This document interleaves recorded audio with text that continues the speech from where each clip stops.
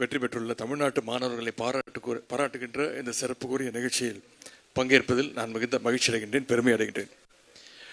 நம்முடைய முதலமைச்சர் அவர்கள் நான் முதல்வன் திட்டத்தின் கீழே இங்கே 50 முதல்வர்களை உருவாக்கி இருக்கின்றார்கள்.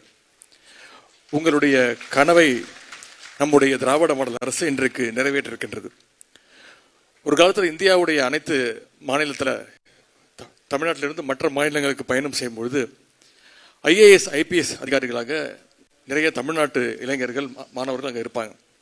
ஆனால் இடையில் அதில் கொஞ்சம் தொய்வு ஏற்பட்டது. குறிப்பாக சொல்லணும்னா 2020-21 ஆண்டுக்கு பிறகு 2020-21 ஆண்டில் மட்டும் 27 மட்டுமே தமிழ்நாட்டிலிருந்து அந்த UPSC எக்ஸாம்ஸை கிளியர் செஞ்சிருந்தாங்க. இந்த நிலையை மாற்ற வேண்டும். ஒன்றிய குடிமைப் பணிகள் தேர்வு என்றால் அதிலும் தமிழ்நாடு நம்பர் 1 இடத்துல இருக்க வேண்டும். இந்த லட்சியத்தோடு தான் நம்முடைய முதலமைச்சர் அவர்கள் இந்த நான் முதல்வன் போட்டித் தேர்வுகள் பிரிவை தொடங்க உத்தரவிட்டார்கள். இந்த சிறப்பான திட்டத்தை தொடங்கி வைக்கின்ற வாய்ப்பை எனக்கு வழங்கிய முதலமைச்சர் அவர்களுக்கு இந்த நேரத்தினுடைய நன்றியை நான் தெரிவித்துக் கொள்கின்றேன்.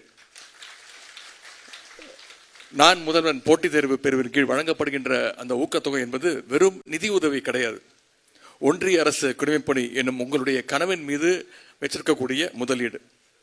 அதனால்தான் இன்றைக்கு தம்பி சிவச்சந்திரன், தங்கை மோனிகா போன்றவர்கள் அகில இந்திய அளவில் ரேங்க் எடுத்து UPSC தேர்வில் மிகப்பெரிய சாதனையை பெற்றிருக்கிறாங்க.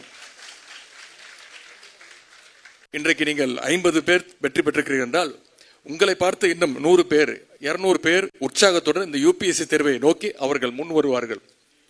இன்றைக்கு UPSC தேர்வில் வெற்றி பெற்றுள்ள ஒவ்வொருடைய பணியும் சிறக்க வேண்டும். நீங்கள் எல்லோரும் தமிழ்நாட்டு மக்களுக்காக பணிபுரிய வேண்டும் என்பது.